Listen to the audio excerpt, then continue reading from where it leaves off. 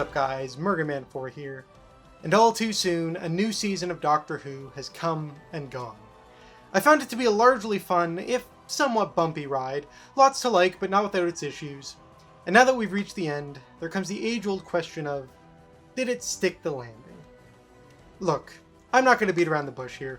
I think the Doctor quite succinctly sums up how I was feeling once the credits rolled on the finale.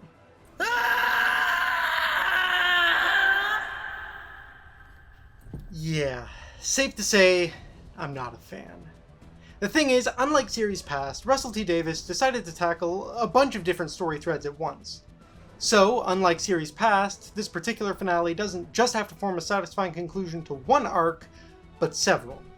Off the top of my head, mysteries or ongoing storylines that this finale touches upon includes Ruby's parentage and the circumstances of her birth, the same woman appearing everywhere the Doctor lands, the identity of the one who waits, why the TARDIS is acting out of sorts, who is Mrs. Flood, what is Triad technology, will the Doctor reunite with his granddaughter? It's a lot. To be fair, some of it got a lot more build-up than others. Mrs. Flood really only had that fourth wall break at Christmas, and I'm not going to bother talking about her anyway because she's the one mystery that's clearly continuing into the next season. Triad technology got a brief mention in The Giggle and a sort of visible cameo in The Church on Ruby Road, and the possibility of Susan's return mainly stems from her first name drop since the 80s in The Devil's Cord. But this is a two-part finale, and part 1, The Legend of Ruby Sunday, continues to build up some of these elements that were previously more in the background. Triad technology plays a sizable role here, and the episode wastes no time in again teasing Susan in the cold open. Speaking of wasting no time, this episode really just throws you right into things, doesn't it? Right from the get-go, we've got the Doctor and Ruby heading into Unit to find answers. And already I have questions. The mysteries of Susan Twist's continual appearances, as well as Ruby's parents, have been a frequent presence, but not really a building one. So, why now? Why all of the sudden does the Doctor say, I want answers? And honestly, I can't say I like that the Doctor goes actively searching for the resolution to the series arc. It just doesn't feel natural in the same way the Doctor stumbled upon Bad Wolf or Torchwood or The Cracks in Time. In those cases, the arcs reached a natural head, rather than the Doctor deciding he was bored of waiting, I guess? But okay, that's fine, there's a lot to cover. Yet despite that, The Legend of Ruby Sunday continues to act as even more setup, piling on the questions and the mystery as we build towards the finale. That's not exactly rare for a part 1, but when there's this much stuff to cover, it'd be nice to spread out the answers a bit more, and while it was certainly an enjoyable episode for me, I won't lie, I felt like it ended up feeling a bit empty, like the plot didn't actually go anywhere for the duration of the episode. However, I'd be lying if I said those last 5 minutes of build-up, the reveal of the Harbinger, and ultimately Sutekh weren't brilliantly done. And man, there had been theories, and I so wanted them to be true, but I never actually believed that it would happen. Sutekh is back after nearly 50 years! With a bit of a silly pun, but hey, it was fun and I'm sure he had a good reason for it. Right? And this is the problem with this story. And honestly, the series as a whole. It's not interested in telling a cohesive tale, one that you can rewatch time and time again and see all the pieces coming together. Its purpose is to shock you. Its purpose is to keep you guessing. Its purpose is for you to watch it once and then immediately forget about it so that you don't ask questions the next week. Because, wow, do I have questions. Okay, let's tackle Sutekh first. The story reveals that, despite thinking the Doctor killed him at the end of Pyramids of Mars, Sutekh survived by latching onto the TARDIS, carrying on a silent passenger ever since. That's actually really awesome. All throughout the background of decades of adventures, the Doctor's been accompanied by one of his most powerful foes, who spent his time waiting and evolving, gradually working to take everything from the Doctor. Not only his one constant companion, the TARDIS, but also all his victories, having planted one of his agents everywhere the TARDIS has landed. That is utterly diabolical, and the ambition it takes to make the Doctor the bringer of death to all the worlds he previously saved is magnificent. Conceptually, that all gets top marks from me. It is so full of potential, which is why it's all the more disappointing when that potential is hardly even touched. And it really, really sucks, because I think the pieces are here for something fantastic, but they've been assembled in a way that not only fails to form a complete picture, but looks like it's from 15 different puzzles. Okay, so, Sutekh being latched onto the TARDIS this whole time. I can buy the idea that he's just been dormant until, say, Wild Blue Yonder, when we first see Susan twist and the TARDIS starts acting funny, and since then, he's been enacting his plan. Except the thing is, Empire of Death pretty explicitly tells us that Sutekh's been active from the start. So, why have the effects of Sutekh only just now become noticeable? You're telling me that everywhere the Doctor has landed since Pyramids of Mars, there's been a Susan twist around and he's only now noticed? Like, I get that for production reasons, it obviously couldn't have been noticeable before this era, but surely RTD could have given an explanation for it. Again, like Sutekh being dormant until Wild Blue Yonder. Heck, if Sutekh's been active the whole time, why is he only now enacting his plan? What was he waiting for? And what's with all the games? He sets up a trap for the Doctor by making him think he might see his granddaughter again, but for literally no discernible benefit. It leads him away from Unit, sure, only for him to promptly return and for it to be revealed that Sutekh needed him alive anyway. I could maybe excuse this if it was actually foreshadowing for a genuine return for Susan, but we don't even get that. All that teasing, all that buildup that we'd finally be getting closure 60 years in the making. And for what? Frankly, I think that's unforgivable. There is absolutely no reason for RTD to have done that aside from getting the fans talking. Honestly, it feels cruel. And maybe RTD does plan to follow up on it, but I'm sorry. That is not the kind of thing that you tease and leave it at a, maybe we'll explore it, maybe we won't. No.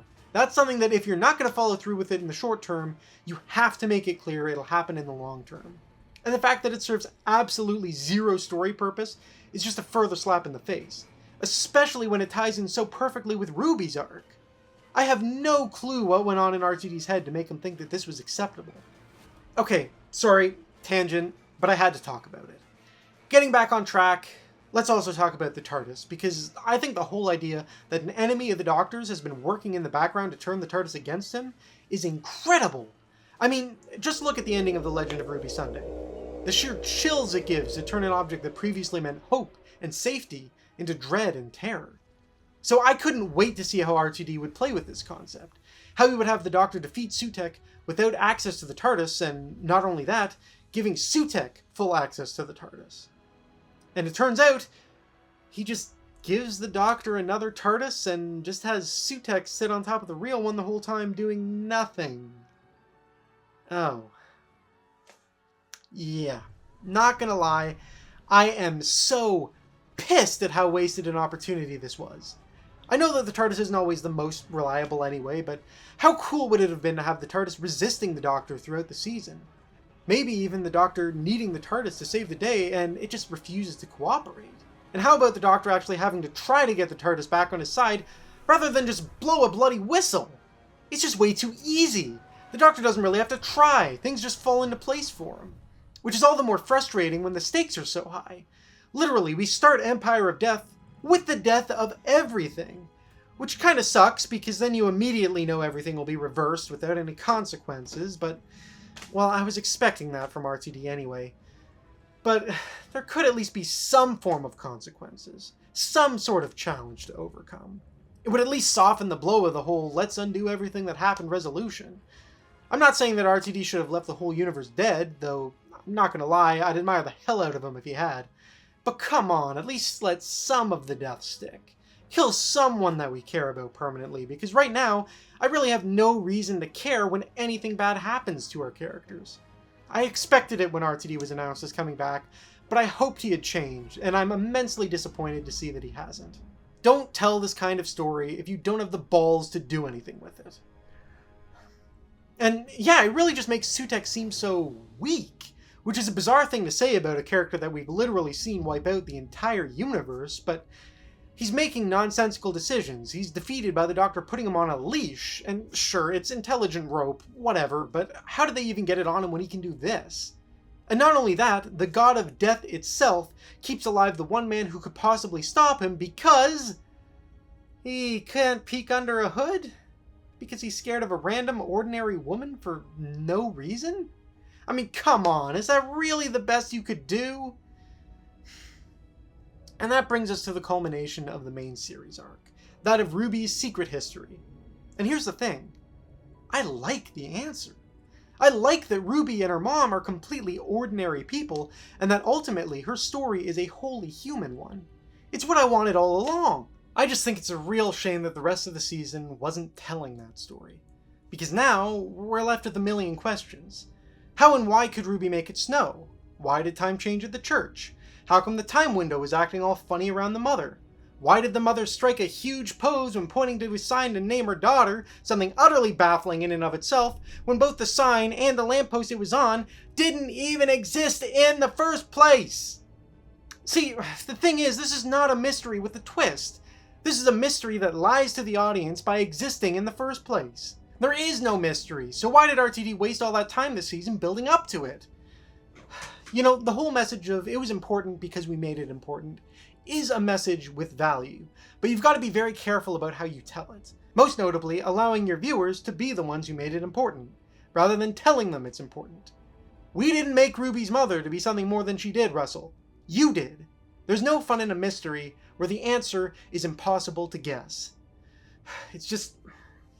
I know, I'm kind of rambling now, and I'm not expressing myself as well as I'd like, but given the reaction I've seen online, I'm willing to bet that a lot of you feel the same way.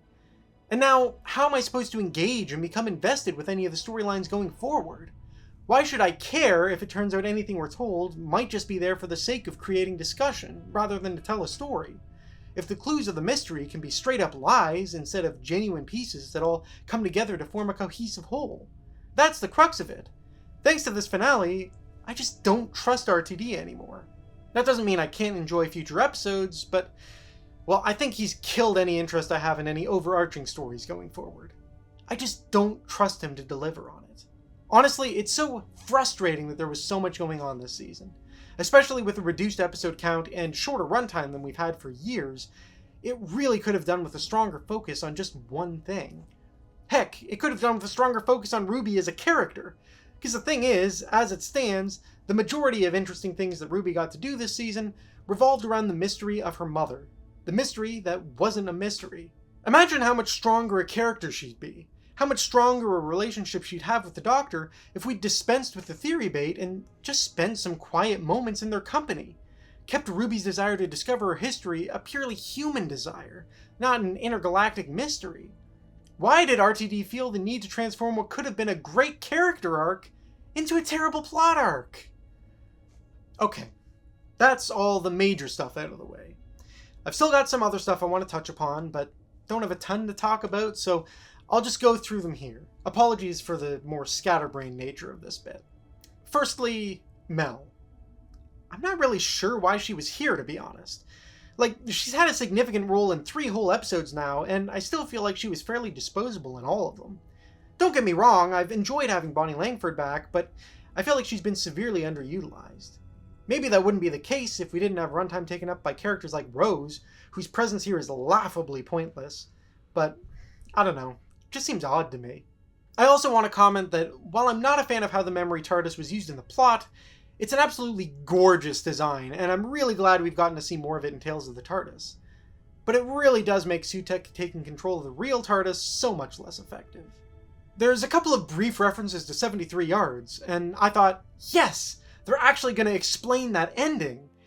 Except, nope, no further enlightenment on it, and again, the fact that Ruby ends up being completely normal just adds even more questions. Utterly bizarre to call back to an episode with unfinished business and not actually add to it at all. I absolutely loved the scene of the Doctor feeling the weight of the universe's destruction and blaming himself for it, screaming into the void and needing to be held back by his companions.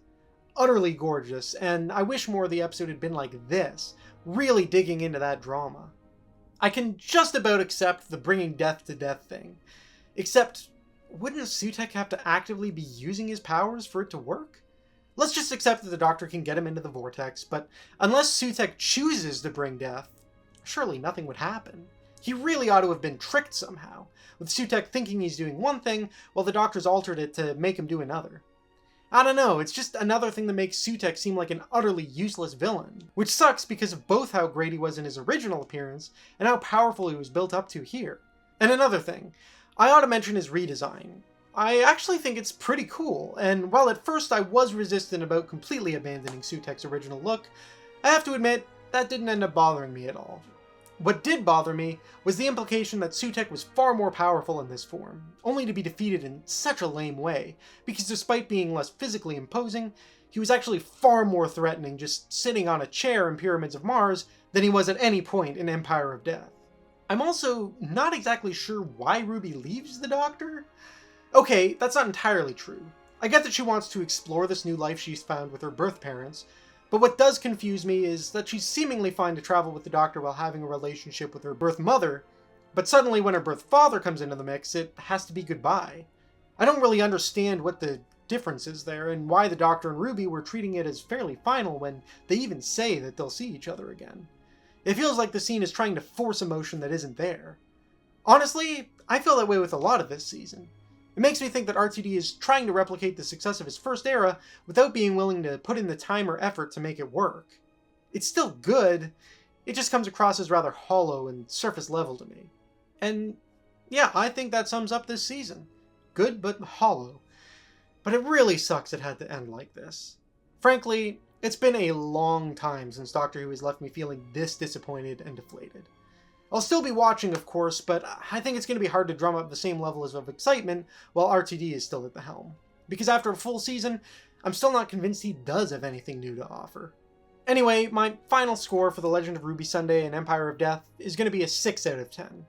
A solid, if slight build-up with an incredible cliffhanger, and a massive letdown of a conclusion, not devoid of good moments, but they were few and far between. In terms of finales, it's going to come third from the bottom, only above The Wedding of River Song and Hellbent. But if we're talking final parts only, I'm sorry to say that I have a new least favorite. As for the season as a whole, it comes out with an average score of 7.29 out of 10, which is pretty much smack bang in the middle of the new series for me. Though honestly, there are a couple that average below it that I'd put higher purely by being better than the sum of their parts. So I leave this season just underwhelmed. There's really no better word for it. I was wary but hopeful about this season. And now going forward, I'm just wary. On the plus side, through it all, there's been the shining star that's Shudigawa, who has been nothing short of magnificent in every episode. So I'm certainly looking forward to seeing him again. And I'm glad that the Christmas special isn't being penned by RTD, because I could really do with a break from him. Anyways, I'd better end it here before I keep rambling on about it. Please let me know what you think of The Legend of Ruby Sunday and Empire of Death down in the comments below. I sincerely hope you enjoyed it more than I did. And with that, Burgerman4, over and out, and I'll see you guys later.